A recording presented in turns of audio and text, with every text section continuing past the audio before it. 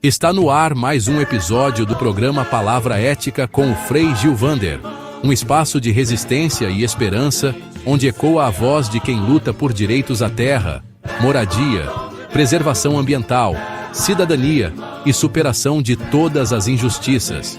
Aqui, a palavra ética ganha vida. Cada voz faz a diferença. A gente amplifica os gritos por justiça, os clamores e as reivindicações justas e legítimas dos povos, comunidades e dos movimentos sociais do campo e da cidade. Espaço e a oportunidade. Eu me chamo Jéssica Moreira, venho do território do Pernambuco do Paraguaçu, pela CPT Centro-Norte. Sou representante do coletivo de educação popular do MPA e do coletivo de gênero também. E, na verdade, não era nenhuma pergunta, mas contribuição em relação à questão da comunicação, né? Porque eu acho que essa parte de comunicação é bastante relevante e é um trabalho que a CPT vem trazendo e fazendo nos territórios que tem ocasionado grandes impactos e a participação da juventude. Porque a gente tem que pensar na sucessão, né? Nos jovens que estão no campo, dentro do campo, mas que muitas das vezes é invisibilizado e que, na verdade, os nossos anciões, os nossos mais velhos estão envelhecendo e a gente precisa realmente se preocupar com a juventude.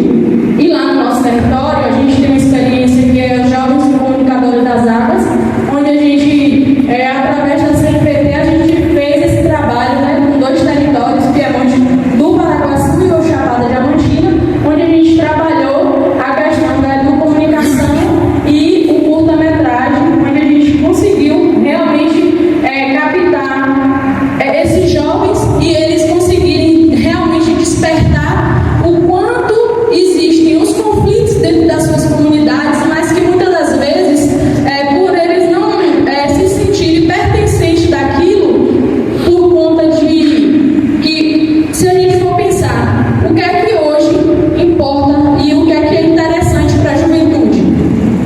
É justamente rede social, comunicação. Então, como é que a gente consegue captar esses jovens para que a gente consiga fazer com que eles façam a diferença nos seus territórios? Então, a partir desse trabalho da CPT, da educomunicação, a gente consegue ter o jovem, a juventude engajada e envolvida dentro das suas demandas de cada território. Obrigada. Eu sou do estado do Pará, faço parte da equipe da CPT Alto Sul. E eu queria perguntar para os meninos como eles veem o antes e o depois desse contato com a comunicação e quais os resultados que eles veem que isso está fazendo na comunidade deles. A comunicação saiu do encontro que a gente teve já faz um tempo, que começou a dar visibilidade, né, mais para a juventude, a envolver mais a juventude. A educomunicação a gente resolveu com a ajuda do REC, a turma do REC, né, porque eles entraram envolvendo... REC significa? Significa Rádio, Educação e Cidadania. Pesquisa e extensão. E aí eles trabalham junto com a gente, entraram dando muita voz, ensinando a gente com o cinegrafismo, a como, né, fazer os podcasts. Para quem não sabe, a gente também desenvolveu bastante podcast durante as nossas etapas. E a jornada é porque para nós é uma jornada grande, né? Não para por aqui com certeza. Foi daí que saiu o nome do Jornada Educomunicação. Muito bem. Valeu.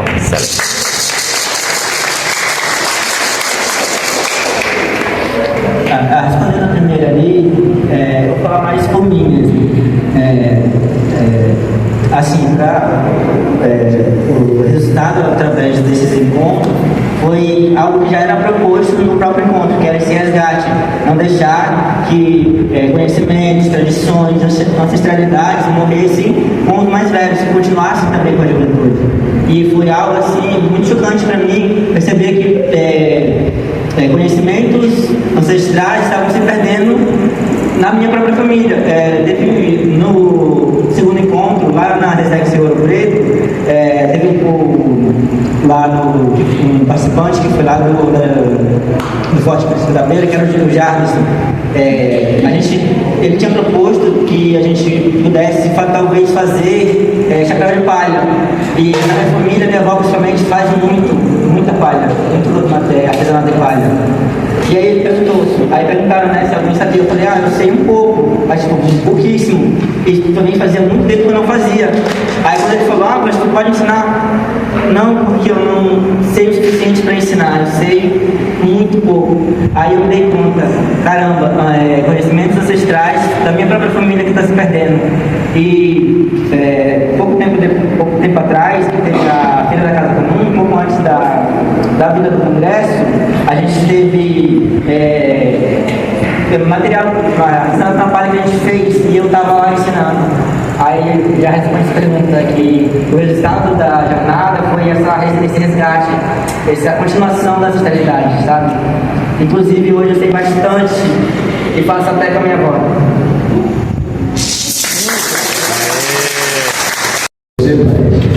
Não sei se vocês como jovens estão aprendendo agora, estão levando conhecimento, buscando conhecimento.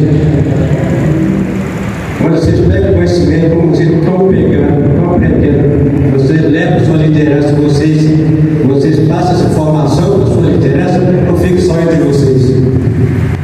Iniciando a tenda sobre a experiência de educomunicação da CPT de Rondônia, no dia 22 de julho, segundo dia do 5º Congresso da CPT, em São Luís, Maranhão. E uma mulher maravilhosa, muito forte, assim, uma mulher, nossa, sem palavras.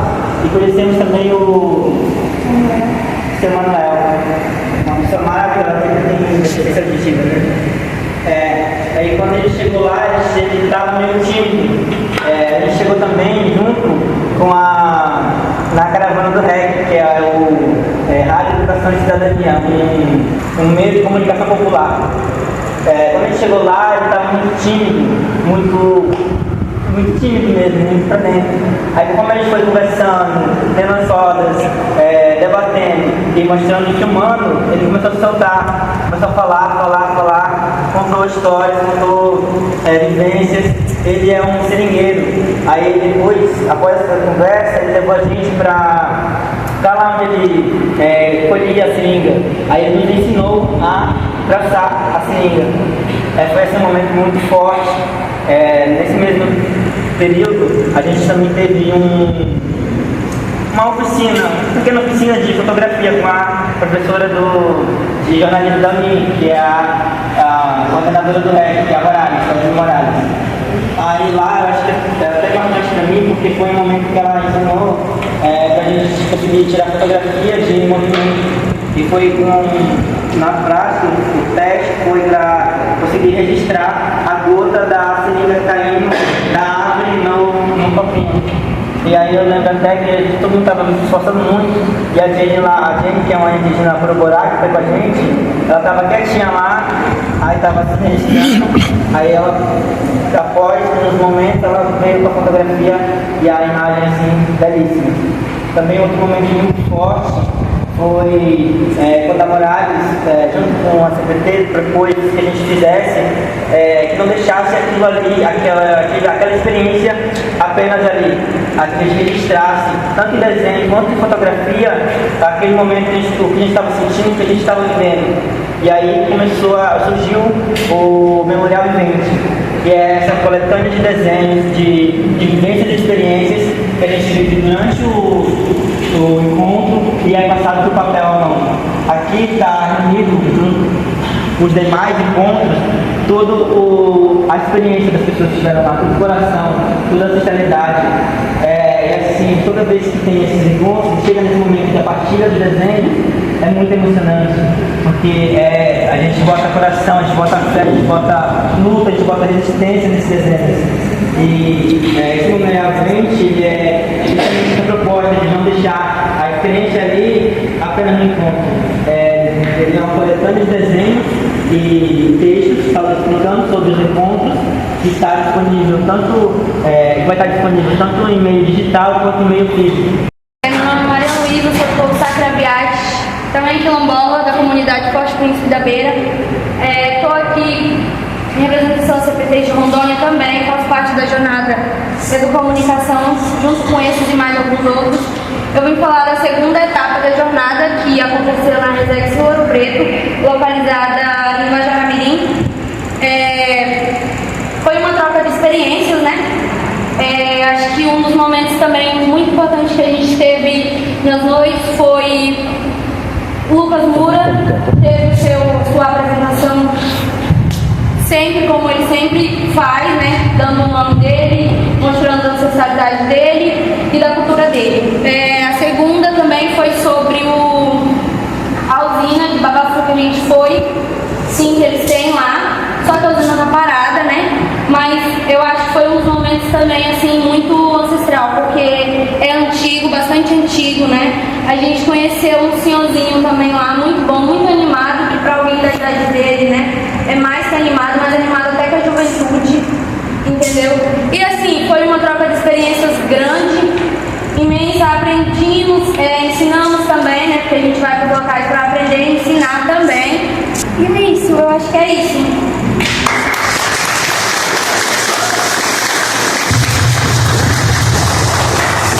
Boa tarde, gente! Boa tarde! E aí, tudo bem com vocês? Beleza! É isso aí. Eu sou o Ricardo Felipe, de Guajará-Mirim, Rondônia, e eu moro lá na Resex do Rio Ouro Preto, onde ela falou agora que aconteceu a segunda etapa da Jornada Regional de Educomunicação. E eu venho falar de mais um encontro que teve lá na reserva, que foi logo após essa segunda etapa, que foi a Rede dos Povos, de todos os povos, na verdade.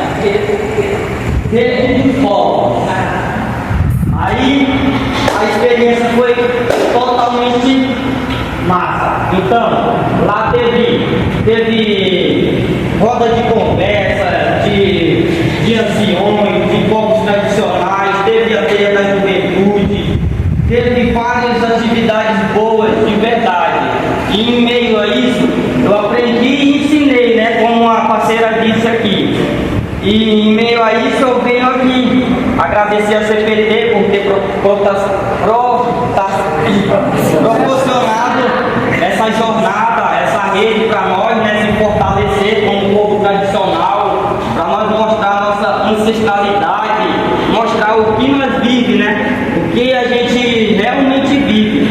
E em meio a isso, eu sou do território, né? Então, aí, antes disso, eu tive que preparar o local para receber essas pessoas. E a energia é muito contagiante, gente. É uma emoção imensa mesmo. E em meio a isso, eu vinha preparando, pensando, né? Será que eles vão chegar e vão gostar do local? Será que tá bom? Será que tá ruim? Aí a pessoa fica naquela, né? Ela que vai receber. E aí, isso tudo causa uma emoção de verdade. E em meio a isso, chegando lá, foi tudo perfeito, recebemos todo mundo muito bem, a juventude, os anciões, todos os povos tradicionais que participaram, né, da nossa rede, da nossa jornada. E é gratidão imensa, gente. É uma experiência inédita e muito obrigado a todos pela atenção, gente. Era só isso mesmo. Estou um pouco nervoso, mas desculpa. Sinta-se em casa, meu irmão!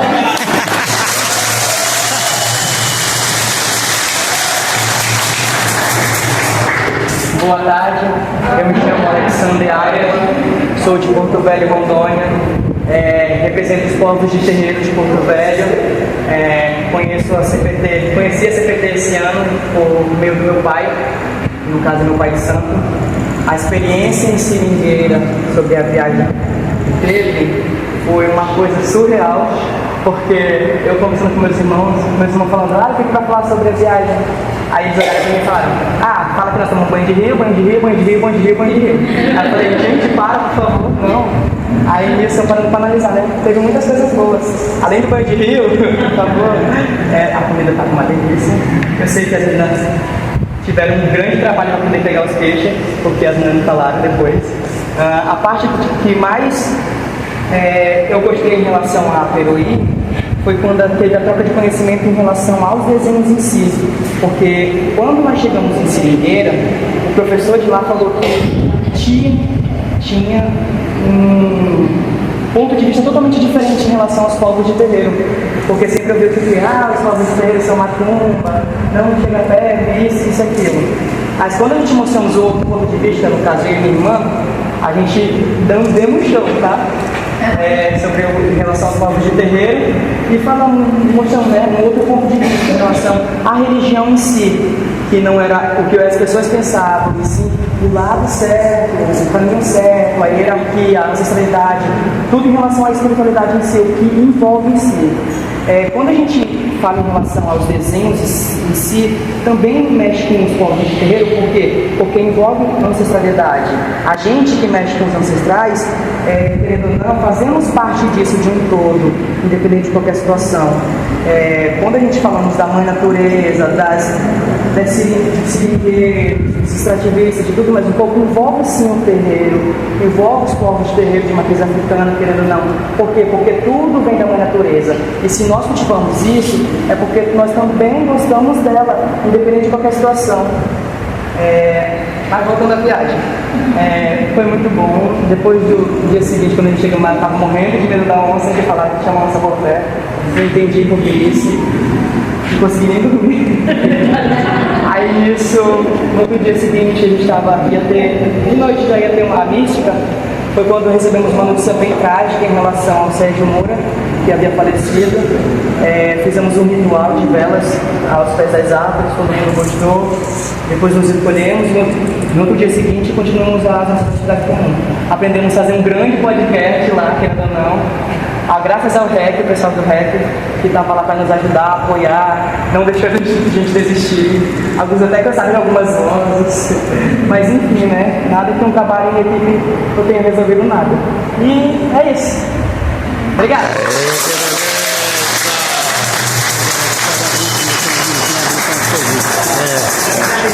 Tem uns minutinhos? E gritar o lema da jornada. Somos das vozes da terra, das águas e florestas.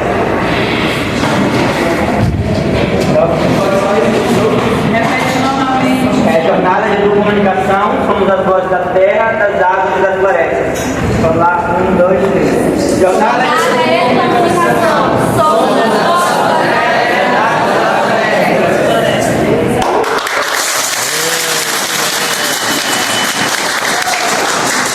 Muito bem, então eles fizeram ganhar tempo, já sobrou um tempinho. Como eles sobraram um tempinho, nós vamos abrir para algumas perguntas, de repente algumas dúvidas que ficou, mas assim bem rapidinho, né? Talvez com as 3 pessoas que pudessem fazer a intervenção. A gente tem, né, com as nossas lideranças dentro, mas assim como a gente chega no território, a gente tem que repassar para que eles fiquem cientes e que eles comecem a participar dos movimentos junto com a gente, dando também força, né, a motivação para a gente continuar todo dia, porque sendo jovem, participando dos movimentos agora não é fácil estar nesse ramo. Aê!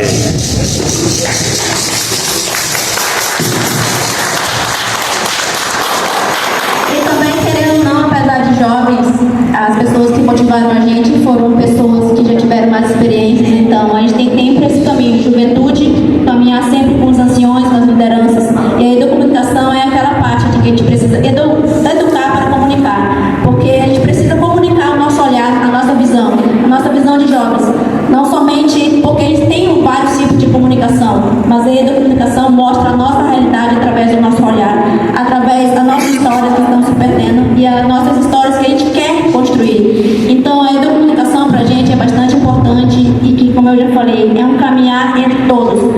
Aqui nós somos jovens, mas se a gente não caminhar com vocês, a gente também não vai conseguir. Então vocês também, se vocês também não caminharem com a gente, vocês também, porque um dia vocês foram jovens. Hoje a gente é jovem, mas amanhã a gente também vai estar que nem vocês estão aqui. Então vamos seguir juntos, né? Tamo junto! Que beleza! Registrando aqui o Frei Gil Wander.